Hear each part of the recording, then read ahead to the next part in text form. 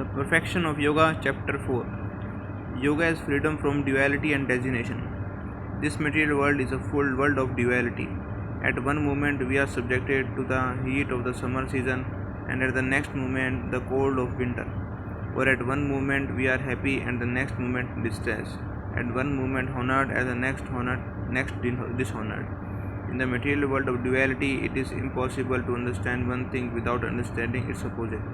It is not possible to understand what honor is unless I understand dishonor. Similarly, I cannot understand what misery is. I have never tasted happiness if I have never tasted happiness, nor can I understand what happiness is unless I have tasted misery. One has to transcend such dualities, but as long as this body is here, this duality will be here also. In so far as one strives to get out of bodily conception, not out of the body, but out of the bodily conception, one has to learn to tolerate such duality. In the second chapter of Bhagavad Gita, Krishna informs Arjuna that the dualities of distress and happiness is due to the body alone. It is like a skin disease or skin itch. Just because there is itching, one should not be mad after it to scratch it. We should not go mad or give up our duty just because mosquitoes bites us. There are so many dualities one has to tolerate, but if the mind is fixed in Krishna consciousness, all these dualities will seem insignificant.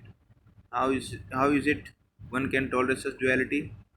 Jananam Vijnanam Tarpatatma Kutostho Vijetindriya Yukta iti Uchchata Yogi Sama Lostra Shama Kanchana. A person is said to be established in self-realization and is called yogi or mystic when he is fully satisfied by virtue of acquired knowledge and realization. Such a person is situated in transcendence and is self-controlled. He sees everything, whether it is a pebble, stones, or gold, as the same. Jnana means theoretical knowledge, and Vijnana refers to practical knowledge. For instance, a science student has to study theoretical scientific conception as well as applied science. Theoretical knowledge alone will not help, one has to able to also apply this knowledge. Similarly, in yoga, one should have not only theoretical knowledge but practical knowledge. Simply understanding I am not this body and at the same time acting in a nonsensical way will not help. There are so many society where the members seriously discuss Vedanta philosophy while smoking and drinking and enjoying a sensual life. It will not help us if one only has knowledge theoretically. This knowledge must be demonstrated. One who fully understands I am not this body will actually reduce his bodily necessity to minimum. When one increases the demand of the body while I am thinking I am not this body, then what is the use of that knowledge? A person can only be satisfied when there is a jnana and vijnana side by side. When a person is situated on the practical level of spiritualization, it should be understood he is actually situated in yoga. It is not that one should continue to attend yoga classes and yet remain the same throughout his life. There must be practical realization. And what is the sign of that practical realization? The mind will be calm and quiet and no longer agitated by the attraction of the material world. Thus, the self controlled one is not attracted by the material glitter, and he sees everything pebbles, stones, or gold as the same. In the material civilization, so much paraphernalia is produced just to satisfy the senses. These things are produced under the banner of material advancement. He who is situated in yoga sees such paraphernalia as just so much rubbish in the street. Moreover, शहुर्नन् मित्रारि Udasina मध्यस्था देवस्य बन्धुषु साधुष्व अपि च पापेषु समा बुद्धिर्विशिष्यते. A person is said to be still further advanced when he regards all as the honest well-wisher, friends and enemies, the envious, the pious, the sinners, and those who are indifferent and impartial with an equal mind. There are different kinds of friends. There is a Shuhut, who is by nature a well wisher, it is always desiring one's welfare. Mitra refer to an ordinary friend, and Udasina is one who is neutral. In this material world, someone may be my well wisher, friend or neither friend nor enemy but neutral. Someone else may serve as a mediator between me and my enemies. In this verse, he is called Madhyastha. One may also see someone as pious and another as sinful according to his own calculations. But when he is situated in transcendence, all these friends, enemies, or whatever cease to exist. When one becomes actually learned, he does not see any enemy or any friend because in actuality no one is enemy, no one is my friend, no one is my father, no one is my mother, etc. We are all simply living entities playing on a stage in the dress of father, mother, children, friend, enemy, sinner, and saint, etc. It is like a great drama with so many characters playing their parts. However, on the stage, a person may be enemy or whatever, but off the stage, all the actors are friends. Similarly, with these bodies, we are playing on the stage of material nature and we attach so many designations to one another. I am thinking this is my son, but in actuality, I cannot beget any son. It is not possible. At the utmost, I can only beget a body. It is not within any man's power to beget a living entity. Merely by sexual intercourse, a living entity cannot be begotten. The living entity must be placed in the emulsification of secretion. This is the verdict of Srimad Bhagavatam. Thus, all the multifarious relationships between bodies are just so much stage play. One who is actually realized and has actually attained yoga no longer see this bodily distinction.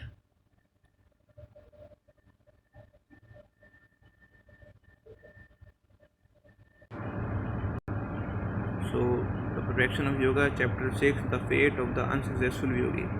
It is not that Bhagavad Gita rejects the meditation or yoga process, it recognizes it as bona fide method, but it further indicates that it is not possible in this age.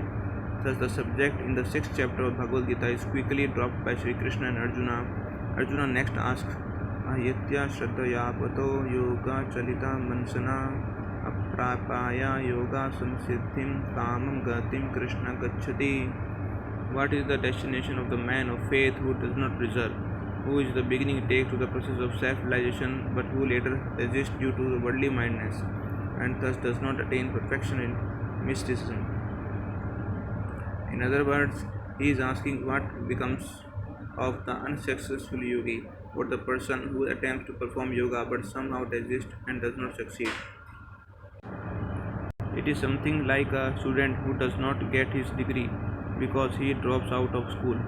Elsewhere in the Gita, Sri Krishna points out to Arjuna that out of many men, few strive for perfection, and out of those who strive for perfection, only a few succeed. So Arjuna is inquiring after the vast number of failures. Even if a man has a faith and strive for perfection in the yoga system, Arjuna points out that he may not attain this perfection due to worldly mindedness. कश्चिन् नभाया विप्रहातास् चिनाभरम् एव नश्यति अप्रातिस्थो महाबाहो विमूढो ब्रह्मणपति. O my dear armed Krishna, Arjuna continues, does not such a man, being deviated from the path of transcendence, perish like a riven cloud, with no position in any sphere? When a cloud is torn apart by the wind, it does not mend back together again. एतन्मे समस्या कृष्ण चेतम अर्हसि अशेषतः तवत् अन्याय समस्या यास्या चेथा न उत्तयते. This is my doubt, O Krishna. I ask you to dispel it completely, but for yourself, no one is to be found who can destroy this doubt. Arjuna is asking this question about the fate of the unsuccessful yogi so that in the future people would not discourage. By a yogi, Arjuna is referring to the Hati yogi, Jnana yogi, and Bhakti yogi. It is not that meditation is the only form of yoga. The meditator, the philosopher, and the devotees are all to be considered yogis. Arjuna is questioning for all those who are attempting to become successful transcendentalists. And how does Krishna answer him?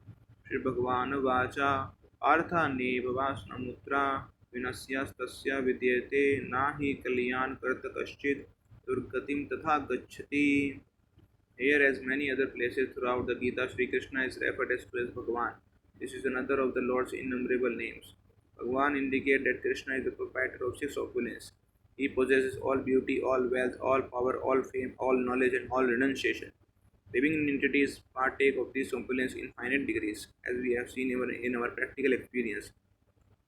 One may be famous in a family, in a town, in a country, or in a planet, but no one is famous throughout the creation as Sri Krishna. The leaders of the world may be famous for a few years only, but Lord Sri Krishna appeared 5000 years ago and is still being worshipped. So, one who is possessed all six of these opulences in completeness is considered to be God. In Bhagavad Gita, Krishna speaks to Arjuna as the supreme personality of Godhead, and as such, it to be understood that he has a complete knowledge. He has a complete knowledge. Bhagavad Gita was imparted to the sun god and to Arjuna by Krishna, but nowhere it is mentioned that Bhagavad Gita was imparted to Krishna. Why?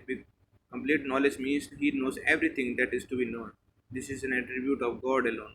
Being that Krishna knows everything, Arjuna is putting this question to him about the fate of the unsuccessful yogi. There is no possibility for Arjuna to research the truth. He simply has to receive the truth from the complete source, and that is the system of disciplic succession. Krishna is complete, and the knowledge that comes from Krishna is also complete. If Arjuna receives this complete knowledge and we receive it from Arjuna as it was spoken to him, then we also receive complete knowledge. And what is this knowledge? The blessed Lord said, O son of Bharat, a transcendentalist engaged in auspicious activities does not meet with the destruction either in this world or in the spiritual world.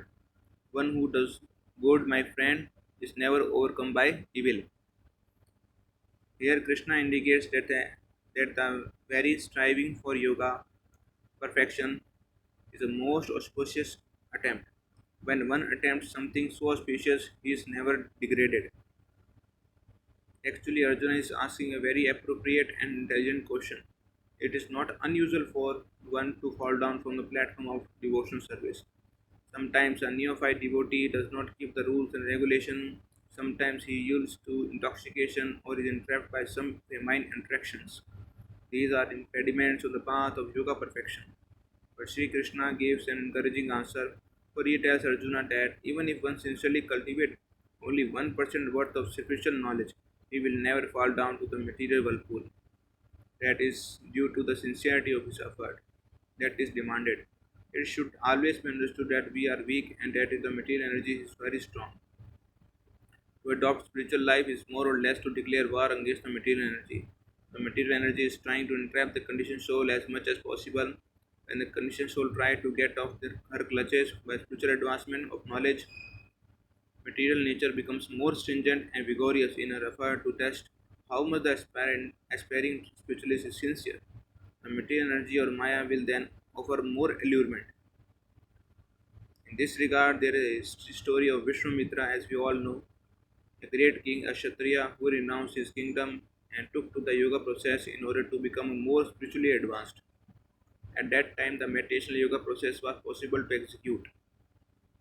Vishwamitra Muni meditated so intently that Indra, the king of heaven, noticed him and thought, this man is trying to occupy my post. The heavenly planets are also material and there is a competition. No businessman wants another businessman to exceed him. Fearing that Vishwamitra Muni would actually dispose him, Indra sent one heavenly society girl named Venka to allure him. Sexually, Menka was naturally very beautiful and she was intent on disrupting the Muni's meditation. Indeed, he became aware of her feminine presence upon hearing the sound of her bangles and he immediately looked up from his meditation, saw her and became captivated by her beauty. As a result, the beautiful girl Sakuntala was born by their conjugation. When Shakuntala was born, Vishwamitra lamented, Oh, I was just trying to cultivate spiritual knowledge, and again I have been entrapped. He was about to flee when Menka brought his beautiful daughter before him and chastised him.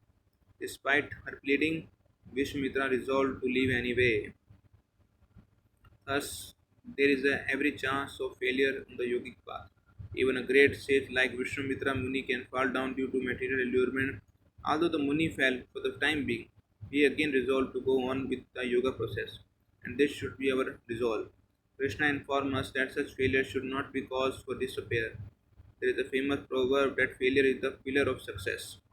In the spiritual life, especially, failure is not discouraging. Krishna very clearly stated that even if there is a failure, there is no loss either in this world or in the next. One who takes to this auspicious line of spiritual culture is never completely vanquished. Now, what actually happens to the unsuccessful spiritualist?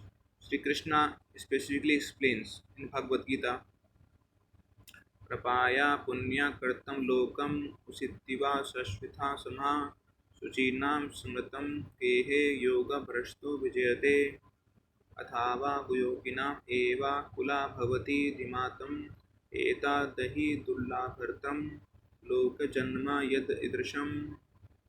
The unsuccessful yogi, after many years of enjoyment on the planets of the pious living entities, is born into a family of righteous people, or into a family of rich aristocracy, or he takes his birth in a family of transcendentalists who are surely great in wisdom. Rarely such birth is very rare in this world. There are many planets in the universe, and on the higher planets there are greater comforts. The duration of life is longer, and the inhabitants are more religiously and godly. Since it is said that 6 months on earth is equal to one day on the higher planets, the unsuccessful yogi stays on these higher planets for many years. Vedic literature describes their lifetime as lasting 10,000 years. So even if one is failure, he is promoted to these higher planets, but one cannot remain there perpetually. When the fruits or the results of one pious activities expire, he has to return to earth. Yet even upon returning to this planet, the successful yogi meets with fortunate circumstances, for he takes his birth in either a very rich family or a very pious one. Generally, according to the law of karma, if one enacts pious deeds, he is awarded in the next life by birth into a very aristocratic family or into a very wealthy family, or he becomes a great scholar or he is born very beautiful. In any case, those who sincerely begin spiritual life are granted human birth in the next life. Not only human birth, but birth into either a very pious or very wealthy family. Thus, one with such a good birth should understand that his fortune is due to his previous pious activities and to God's grace. These facilities are given by the Lord, who is always willing to give us the means to attain Him. Krishna simply wants to see that we are sincere. In the Srimad Bhagavatam, it is stated that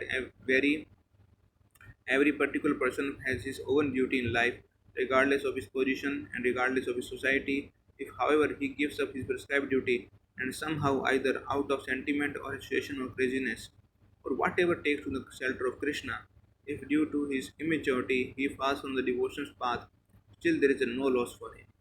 On the other hand, if a person executes his duty very perfectly but does not approach God, then what does he earn? His life is indeed without benefit, but a person who has approached Krishna is better situated even though he may fall down from the yogic platform. Krishna further indicates that all the good families to be born into family of successful merchants or philosophers or meditators. The best is the family of yogis. One who takes birth in a very rich family may be misled. It is normal for a man who is given great riches to try to enjoy those riches. Thus, rich men's sons often become drunkard or prostitute hunters. Similarly, one who takes birth in pious family or in a Brahminical family often becomes very puffed up and proud, thinking, "I am Brahman, I am pious man." There is a chance of degradation in both rich and pious families. But one who takes birth in a family of yogis or devotees has a much better chance of cultivating again that spiritual life from which he has fallen. Krishna tells Arjuna, तत्रा तमं बुद्धिसंयोगं लभते पूर्वादेहिकं यथा ते च ततो भूयया समसिद्धो गुरु नंदनन. On taking such birth, he again revives the divine consciousness of his previous life and he is trying to make further progress in order to achieve complete success. O son of Guru, being born in a family of those who execute yoga or devotion service, one remembers his spiritual activities executed in his previous life. Anyone who takes to Krishna consciousness seriously is not an ordinary person. He must have taken to the same process in his previous life. Why is this? पूर्वाभ्यासेन तेनेव हरियते हि अवाशोऽपि सः. By virtue of the divine consciousness of his previous life, he automatically becomes attracted to the yogic principle, even without seeking them. Bhagavad Gita 6.44. In the material world, we have experienced that we do not carry our assets from one life to another. I may have millions of dollars in the bank, but as soon as my body is finished, my bank balance is also finished. At death, the bank balance does not go with me, it remains in the bank to be enjoyed by somebody else.